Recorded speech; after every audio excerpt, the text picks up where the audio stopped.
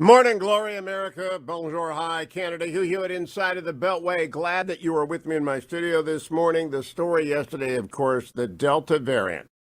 First of all, it crushed the Dow. Delta variant fears, according to the Washington Post, send Dow tumbling more than 700 points in the worst one-day decline of 2021. The Delta variant, according to Taylor Telford and Hamza Shaban in the Washington Post, is now the dominant strain worldwide, surging rapidly, even in countries with high vaccination rates. New coronavirus infections in the United States rose nearly 70% in a single week.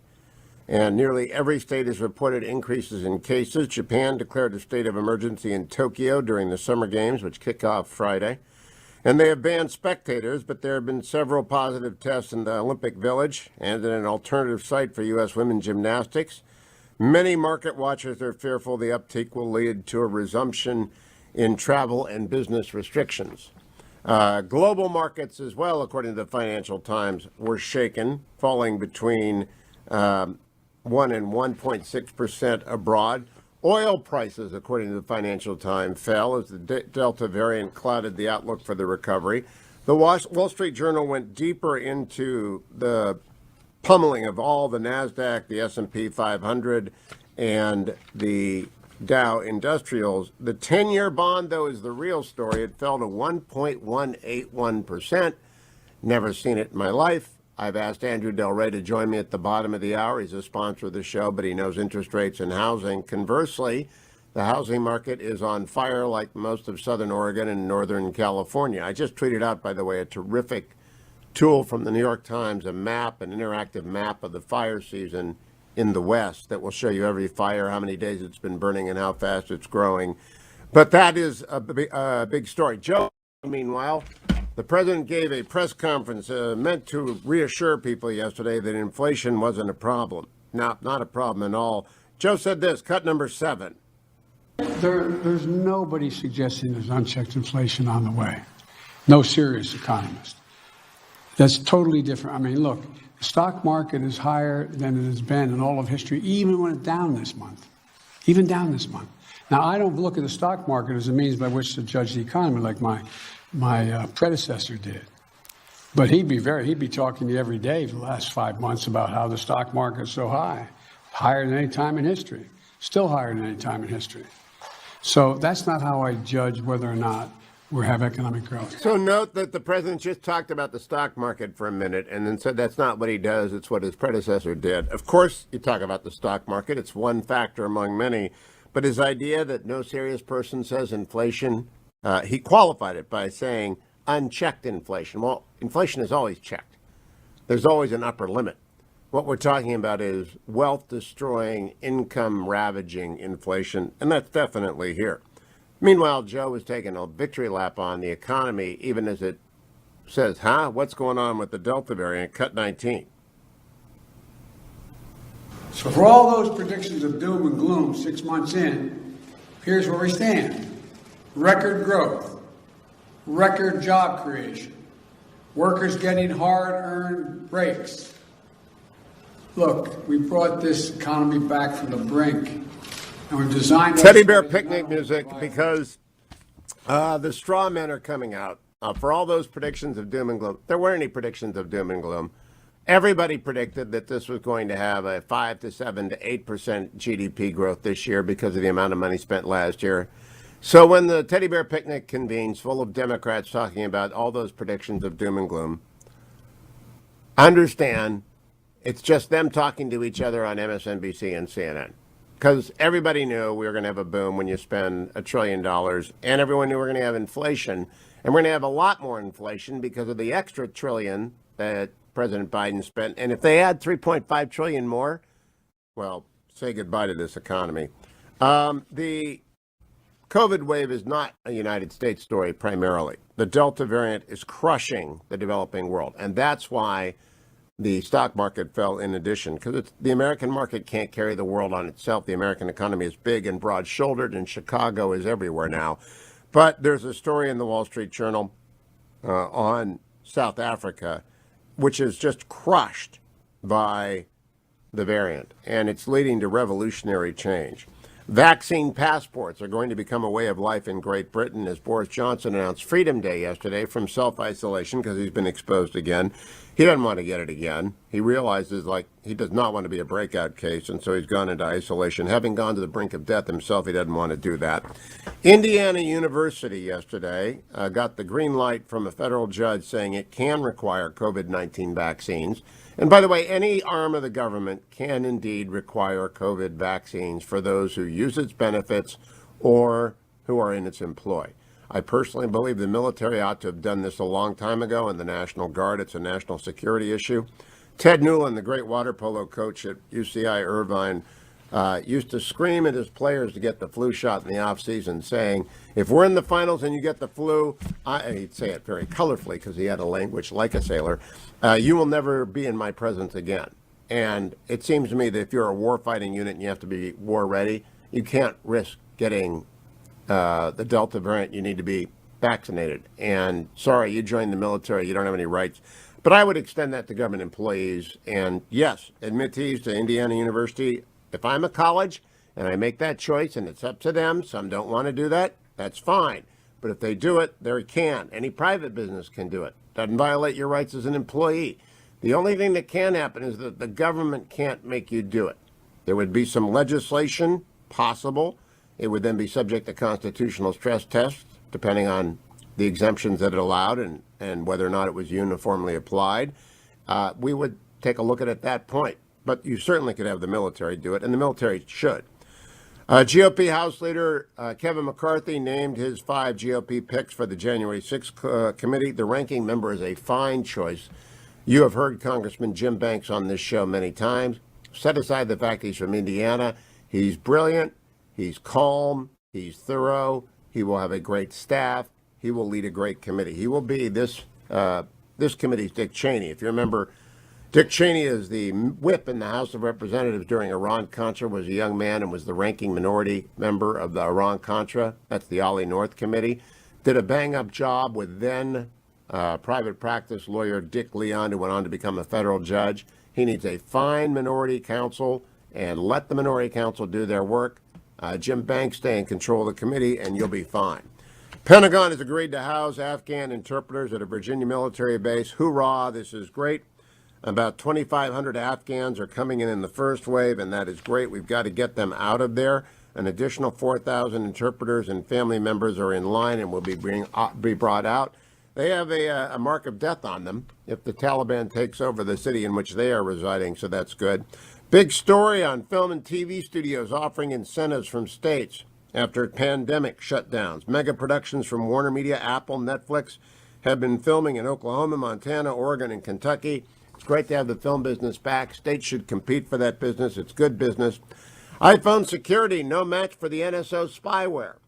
The NSO spyware easily penetrated iPhones. And if you've got an iPhone, you've been hacked. All right? It's just that simple. You've got to assume it. There's a new government in Haiti, thank goodness. Every major power in the world got together and told the Claude Joseph, who was hanging on as prime minister, you're not the prime minister anymore. Ariel Henry is a neurosurgeon. He's taking over. It's still a terrible situation there, but some order is beginning to emerge. In the non-news department, Prince Harry is going to write a memoir, and that's all I'll say about that. And definitely non-news, Ben & Jerry's is not going to sell ice cream in Samaria and Judea. Welcome back, America. It's Hugh Hewitt, joined by David Drucker, the Washington Examiner. David, there is a play by Chuck Schumer coming tomorrow. He's going to force a vote on reconciliation. Politico reported last night that it will fail. Is he going to go through with this?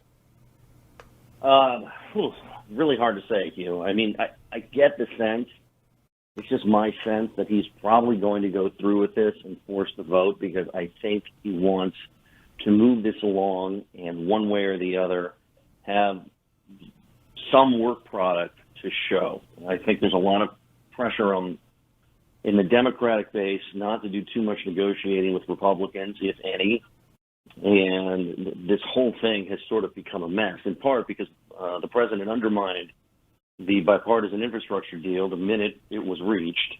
And in part now because you don't have legislation that's finalized. You don't have legislative language, and Republicans are really wary about voting for a shell bill. Now, it should be noted, majorities of both parties routinely do this sort of thing when they want to force the issue, move things along.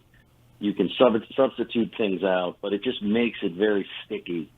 And if Schumer decides to sort of slow things down or exhibit some more patience, this can bleed into August.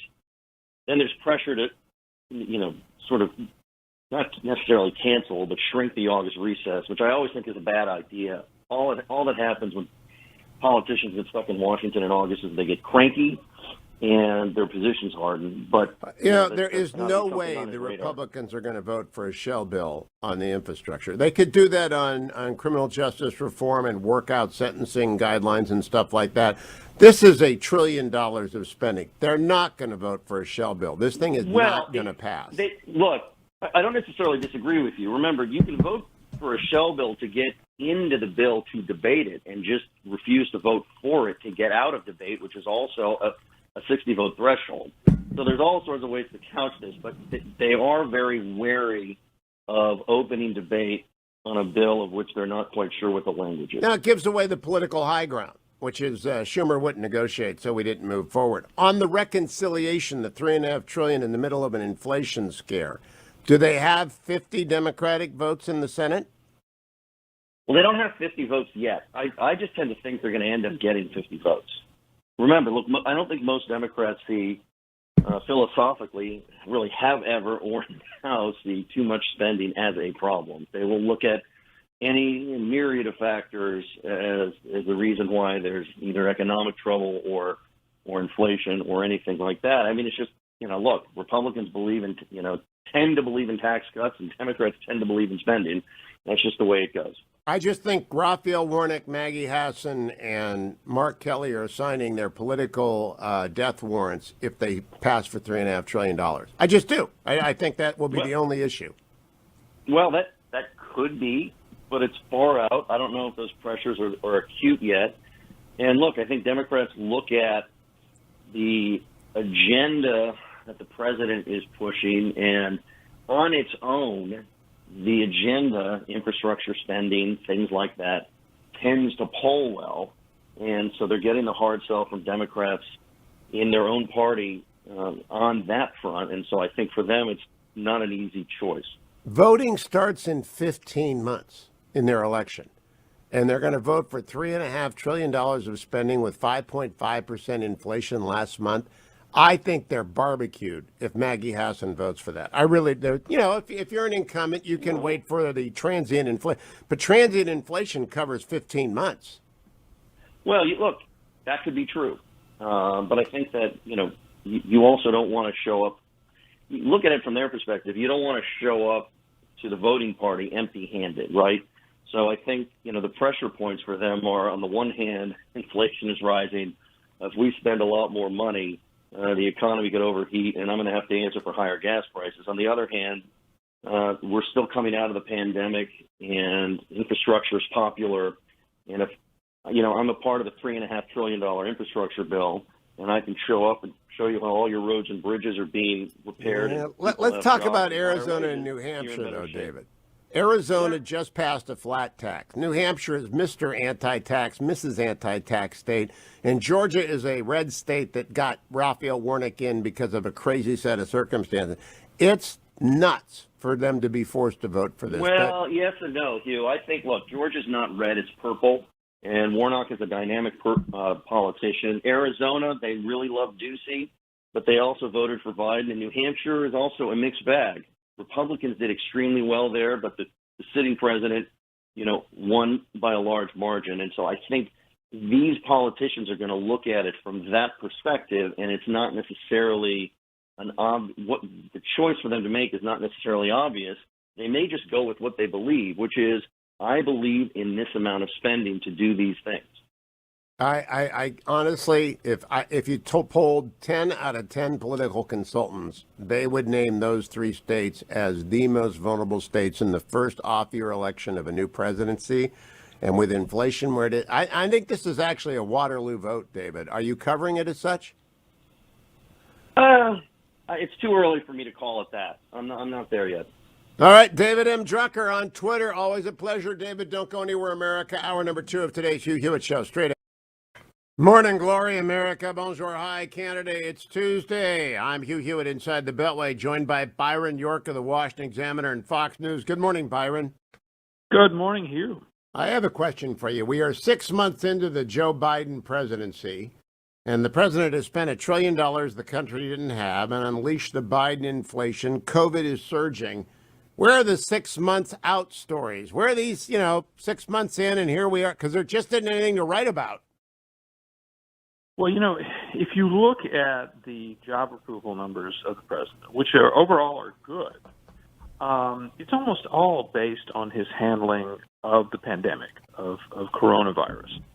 And people so far are happy with that. Now, we don't know how that will be affected by all of this talk about variant and people who aren't vaccinated and all of that stuff, and perhaps some sort of compulsory policies that may follow that may make a lot of people more unhappy. But most of his approval rating is based on his handling of COVID. And so the question is, in a post-COVID world, where does his approval rating go? And also, passing his big legislative accomplishment, this $2 trillion spending bill, which was a lot more than a COVID bill, as we discussed, was sold and marketed as a COVID relief bill. So, all of his success right now, the whole thing, is based on dealing with COVID, which was, of course, an enormously important issue, by far the most important issue when the election occurred last November. But it is not dealt with. I've got a column coming out in the Washington Post. I believe that the military ought to mandate vaccinations and government employees ought to mandate vaccinations. And I don't mind that Indiana University is going to mandate vaccinations. You can't mandate people get them. But the Delta variant's a second wave, and Joe Biden has not successfully credentialed new spokespeople who are persuasive. And there are very low vaccination rates in the rural right and the urban left. It's equally a problem in some demographics. They don't want to get vaccinated. That's Biden failure. But the Biden inflation is real, and they want to spend another $3.5 to $4 trillion, and the infrastructure bill's not getting done. It doesn't look good if you're a Democrat, BYRON York. I listened to your discussion with David, and I agreed with all of that. But I think that maybe you didn't put enough emphasis on the irrational, emotional factors driving Democrats. For whatever reason, they came out of the Trump years with an incredible sense of grievance. They believed, of course, that the Russians had handed the presidency to Trump over the rightful winner, Hillary Clinton, and it just went downhill from there. Then they spent 4 years trying to bring him down, and they just couldn't, and they hit him harder, and he didn't go down. They hit him even harder, and he didn't go down. He left, in just a terrible, terrible way. But they now have taken over with this sort of pent-up demand for enormous government programs, and adding to their frustration. Here again, it's a story of just frustration and grievance. Adding to their frustration is they don't control a majority of seats in the U.S. Senate. It's 50-50, and they can only pass things by mustering all 50 of their Democrats and getting the Vice President, Kamala Harris, to break a tie. You can't be FDR. You can't be LBJ with a 50-50 Senate, and yet they desperately want to do this. So I think that what you're seeing on Capitol Hill with some of this crazy stuff that Schumer is doing, Schumer, this Wednesday thing, a cloture vote on the big spending bill, is like something you would do if you had 56 or 58 seats in the Senate. But he's got 50. Yeah, in fact, they branded themselves as FDR, and without FDR's majorities. Filibuster-proof majorities. They branded themselves as FDR, and they ain't going to be FDR. Now, I have a question for you, BYRON. The other thing about Democrats that they won't admit, I made one trip to the White House after the election, and I was asked by some very senior people, what do you think happened? And I said, the president lost, and he lost because of polling. And I pointed to the ABC Washington Post poll that showed him 17 points down in Wisconsin, which he lost by a handful of votes. I believe polling distorted everything in the country, that it ruined his election bid. They did not have good strategy. They had their own bad polling. I am now proven right that polling was historically bad. You wrote about this for the Examiner. I want you to expand on it because they'll never admit this. They won because of bad polling. This was an astonishing story. First of all, if you remember during the race, it felt like the polls were wrong. There was something wrong with him. The race felt tighter than the polls indicated. I'm not saying like the race said Trump was going to win. I'm saying it felt tighter than the polls indicated. And so what we've had now is a report by the American Association for Public Opinion Research, a bunch of political scientist types who've looked at the polling, and they looked at more than 1,000 and concluded that first of all, the national election polls overstated Joe Biden's lead over Trump by 3.9 percentage points. That's big. The state level polls of the presidential race were even worse, overstated Biden's lead by 4.3 points. And the statewide races polls, that is for senators and governors, were still worse. They were overstating the Democratic lead by 6 percentage points. Now, you just heard something. All the errors went in one direction. They all overstated the lead of a Democratic candidate over a Republican candidate. And the political scientists said, well, boy, we've studied this, we've looked at it, we just can't quite conclude why this occurred. But the fact is, the polls and all the media reports based on them consistently gave a picture of a race that wasn't really close. So, if Joe Biden is leading by 1 point in a race, the responsible way to say it is it's virtually tied. But if he's leading by 6 points, you say, well, Biden has a solid lead. And that's what we saw throughout the coverage. And what that story did not include, and what I insist be included, polling affects behavior. And when the Washington Post ABC comes out and says that Joe Biden is ahead of Donald Trump by 17 points in Wisconsin, they are impacting the election because people don't make meaningless gestures. Indeed, they find it discordant to go and vote for a known loser. It's just not done. And the study didn't show that the other shoe that has to drop. This impacted the election. Yes, the fact is, if polls consistently show an overwhelming lead, one side or the other, then the losing side gets discouraged, and they don't see any great reason to get up and go to the polls. And it does, I believe, depress some turnout. The ABC poll that you mentioned from Wisconsin is maybe the most egregious of the whole campaign, and it probably had an effect on the voting in Wisconsin. But nationally, and in all the states, if you look at this 4 or 5 points, overstated lead, Biden got this benefit, not just Wisconsin, but almost everywhere across the country. It also impacts fundraising and volunteer turnout. It impacts whether or not you return your ballot. I just think we've got to stress. I think Biden won the election. I don't think there was fraud significant enough to overturn even one state, and they never proved it. They lost 60 times. It's not even a doubt in my mind. But this is a different issue, and I don't believe they worked hard enough to fix this because I believe the same study showed this has been going on for 20 plus years. Right. It was the worst performance in decades, but that doesn't mean it had been good before. It was worse even than 2016. And as a journalist, I depend a lot on polls. When I go out and cover a race, I was in Pennsylvania for the last week of the 2020 presidential election. I was kind of measuring what I was seeing and hearing versus what the polls were telling me, and I sometimes kind of come up with a mix. And as a matter of fact, in Pennsylvania in 2020, I think I published an article on the 1st of November, Election Day was the 3rd, saying, yes, there is a hidden Trump vote here. There is absolutely a hidden Trump vote. And, of course, he did outperform his polls. He lost the state, but he outperformed his polls. So, I think that journalists, people like me, after this performance in 2020, on top of the 2016 performance, just have to really reconsider how we treat. And Byron, opinion. you have to reconsider the fact that Glenn Youngkin and Terry McAuliffe are allegedly tied, according to the polls. That means if past performance is indicative of present condition, Glenn Youngkin's ahead by 4 or 5 points. And by the way, that's consistent with what I feel is happening, and I'm pretty objective about Virginia. I never get excited about things that aren't going well. I think Youngkin's ahead. Byron York, follow him on Twitter at Byron York. Get his daily brief by registering for it at the Washington Examiner. Come right back to the Hugh Hewitt Show.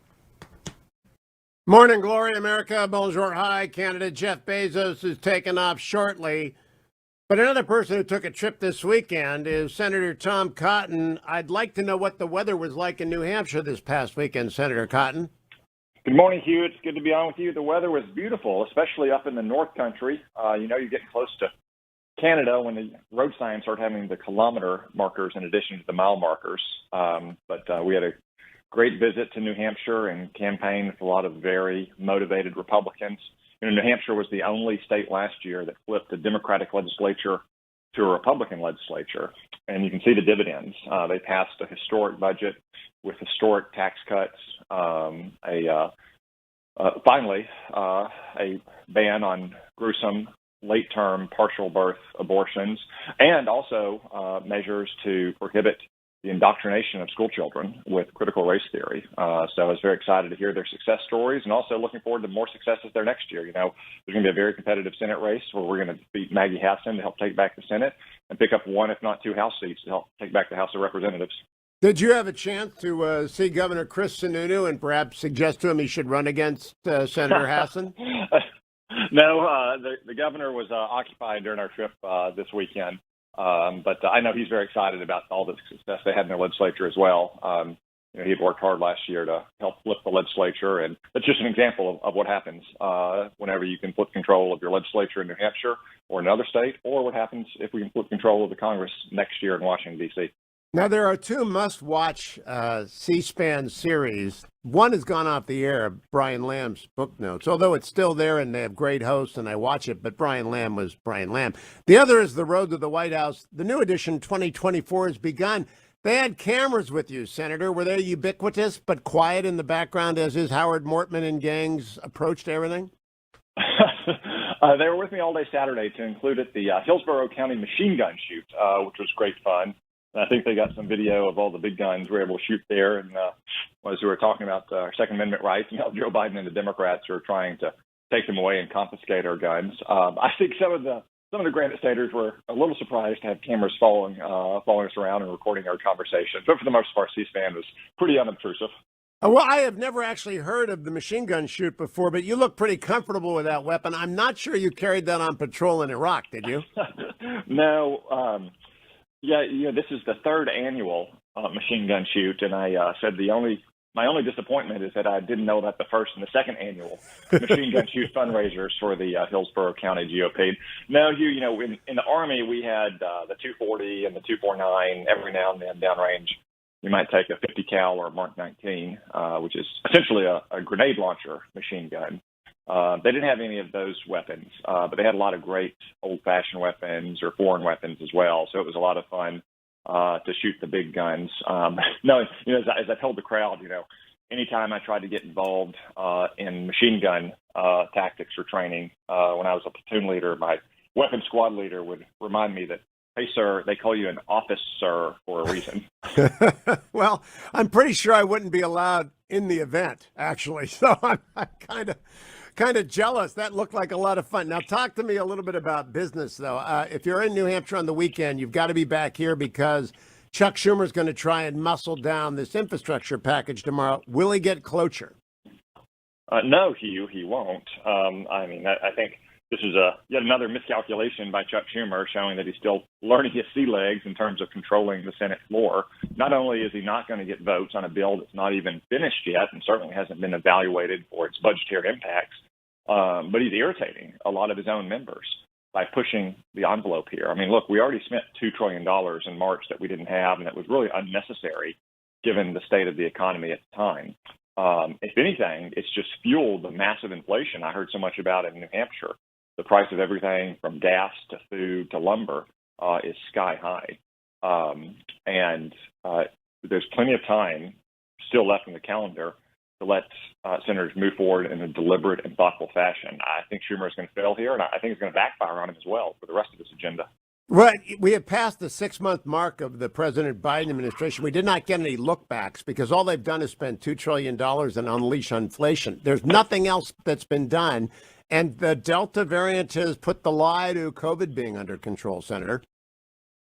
Yeah, it's shocking how you don't get those 6-month retrospectives on the Biden term the way you would under a Republican president, when, as you say, the only accomplishment is just blowing through $2 trillion that we didn't have and whose main effect has been to unleash inflation to levels we haven't seen in 40 years, which is the hidden tax on the middle class, making their dollar go less and less far every single day. And let's not forget about foreign policy either. I mean, Uncle Sam has a kick me sign on his back right now, thanks to Joe Biden and his team's continually apologizing and groveling and doing things like inviting the United Nations Human Rights Council, which has such human rights champions as Cuba and Venezuela and North Korea on it, to come to America to study American racism.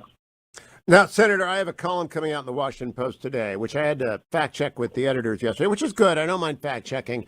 I make the assertion that the first person to the bell was you. You're the first elected official who warned about COVID in January of last year.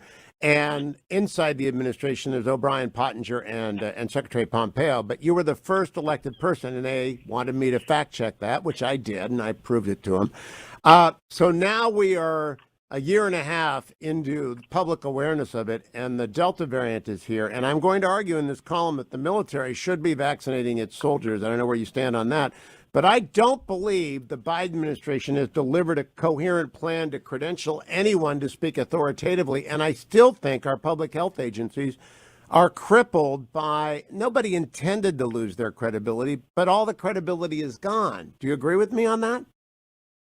Well, Joe Biden and Kamala Harris undermined their own credibility, Hugh, by continuing to say last year that they weren't sure they'd take the vaccine because it was developed under Donald Trump. And some of these public health bureaucrats like Tony Fauci have destroyed their credibility over the last year and a half by deliberately and continuously misleading the American people about whether masks were appropriate or what levels would achieve herd immunity, or in Dr. Fauci's case now, misleading the fact that his agency funded dangerous gain-of-function research in the Wuhan labs until recently. In the end, Hugh, I mean, my conversations with people across Arkansas this past weekend in New Hampshire suggest to me that there is no one person who can go out and tell people who haven't taken the vaccine yet to take the vaccine. It's not going to be a politician, Democrat or Republican. It's not going to be an athlete. It's not going to be a celebrity. It's trusted advisors in one's own life, primarily one's own doctor, but also family and friends who've had experience both with the vaccine and with the virus. So rather than threatening to have Facebook censor what they call misinformation, which I would note included the likelihood that the virus started in a lab until just a few weeks ago, or rather than sending Democratic operatives door to door to knock on people's doors who haven't gotten the vaccine, raising a question of how they would know that, I think Joe Biden and his administration should just be encouraging Americans, as I have for many weeks, to talk to your doctor, get the facts, make the decision on an informed basis with your doctor and with your family and friends who can tell you about their experiences. No, Senator, I agree with all that, 100%. I do believe, however, that we have a false sense of virus security spreading in the country, because I think we are actually closer to another pandemic than we were at this time in 19, because of the fact we've got 100 million cases of a new virus out there, each of them mutating. And I'm afraid that we don't have anyone that is credible in the eyes of the public in the way that the CDC was at the beginning of this, that it is not now, and that we need new leadership that is actually credible in the eyes of everyone. And I just keep seeing, and God bless Tony Fauci and Francis Collins, they did the best they could. They weren't very good at communicating. But we can't go into another health crisis without anybody on the bench. It would be a disaster. So, and the way to maintain, or the way to build back credibility, Hugh, is to be honest with the American people. Let me just give you one example of where I think Tony Fauci made a bad misstep. Early on, he didn't just say masks aren't useful. He kind of mocked and ridiculed people who thought they were useful. And then he flipped on a dime a few weeks later. And he later said that, we need to protect our masks for nurses and doctors. Well, he should have just said from the beginning, masks may help, and it may be wise for us all to start wearing masks, but at the moment we have a shortage. Please don't rush out and hoard masks while our nurses and doctors who are dealing with this virus need it. I think virtually every American would have heard that and would have followed that guidance, because we all understood that our hospitals were under tremendous strain.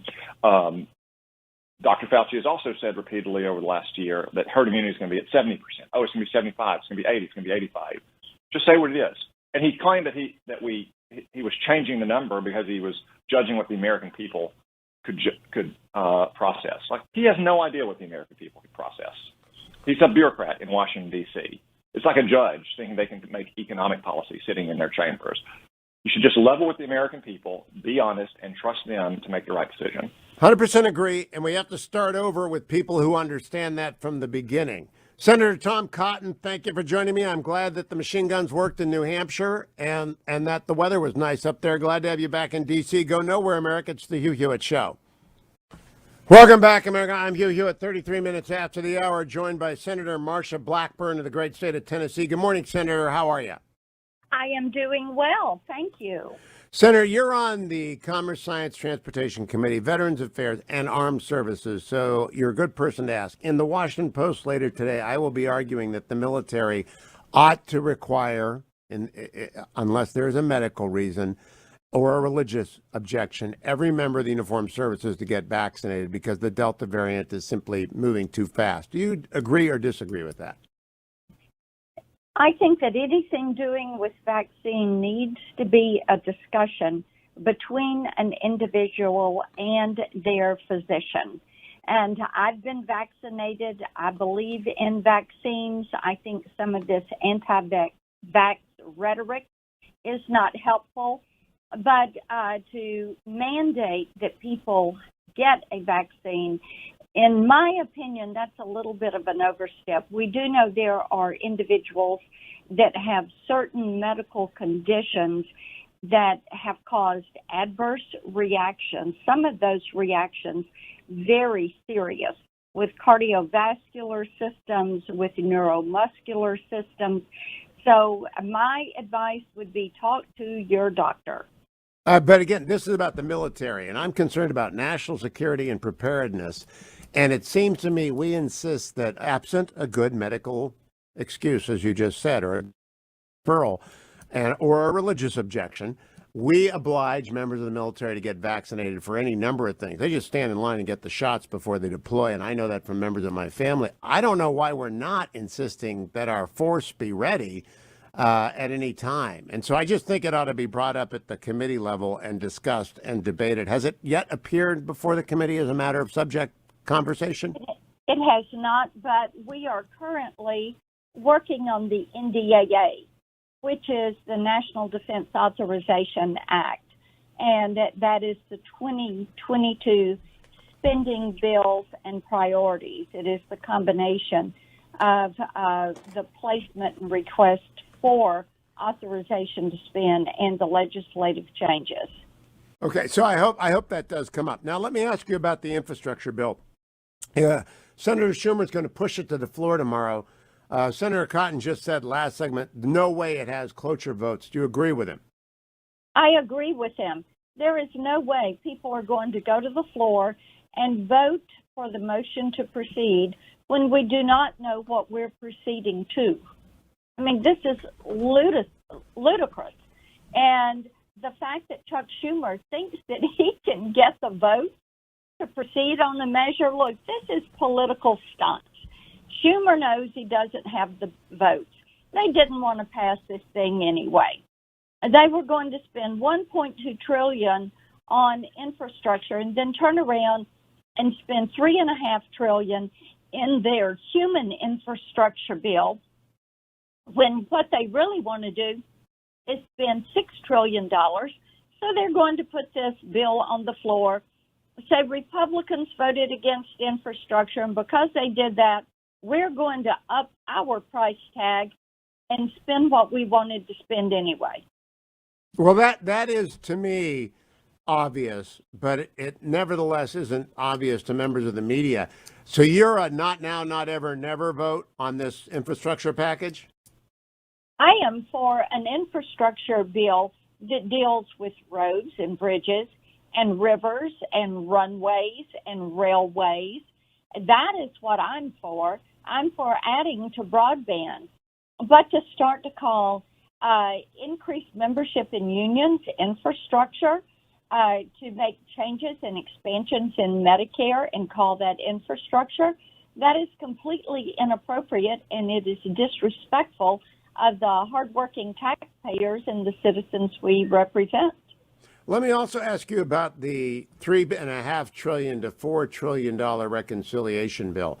I don't believe they are at 50 votes in the Senate so that Vice President Harris could cast a tiebreaker. I don't even think they're at 48 because it seems to me Raphael Warnock, Maggie Hassan, and Mark Kelly should put in their retirement papers if they vote for that, given the inflationary period we are in. What do you think? I think that their provisions are a tax and spend lollapalooza, and they know they're going to lose the House and Senate in 2022. They want to get as much done as they possibly can do before that period, and so they're going to push forward with this. They feel like this is their best shot at putting in place some of these socialistic programs that they're moving forward to. And they look at the tax and spend bill really as what I call their lie, cheat, and steal type approach, because they're not going to tell you what they're really doing with the money. They are going to move money around. They're going to cheat on different departments, and then they're going to steal from future generations to pay for this thing. Do any of your colleagues across the aisle talk to you about inflation? Inflation is actually a tax. People don't think of it that way. It's a 5.5% tax on everything last month. And they don't understand it. I don't understand what Democrats are doing. Lawrence Summers, the Secretary of the Treasury under Bill Clinton, has warned about it. What in the world are they doing? They're just trying to spend us into bankruptcy. Is what they are doing. And you know, Hugh, I think it's always instructive to go back and look at how our nation has accrued debt through the time of our nation's history. From George Washington to George W. Bush, we had accrued $10.6 trillion in debt. Too much for me, but by today's standards, it seems a little bit more something that you can get your thoughts around. But then during the Obama-Biden administration, they nearly doubled that debt. And then President Trump added to it through COVID. And now Joe Biden is pushing us to $30 trillion in debt. And he's only 180 days in to his administration. So you have to say, what in the world are they thinking? Now, Senator, I want to switch to Tennessee for a moment. I got a lot of affiliates in Tennessee. I also have a friend, Virginia, who is moving with her curmudgeonly husband, John, to Knoxville, Tennessee. They're originally from Indiana, then they're in California. Now they're moving to Knoxville. And she's wonderful, but he's going to be the guy at every city council meeting who stands up and complains about the sewer assessment. I just know the guy. But he's like, they're one of millions that are moving to Tennessee. What is happening in your state as people like Virginia and John move in? What is happening is Tennessee is one of the best states in the country for doing business. It is also one of the lowest tax states in the country. We have no state income tax, and we will never have a state income tax in Tennessee. So people are choosing to move and get out of these high tax, high crime, high regulatory states and move to states that are a little bit more individual and business friendly. So that is what we are seeing. Many people are moving in. We just say, remember why you left where you have been living, and don't bring those blue state politics with you. Well, that's what happened to Colorado. Unfortunately, they got the first wave of Californians fleeing California. I don't know that there's enough wacky leftists to move to Tennessee, but have you got any kind of early indication of the politics of Tennessee changing because of the inward immigration?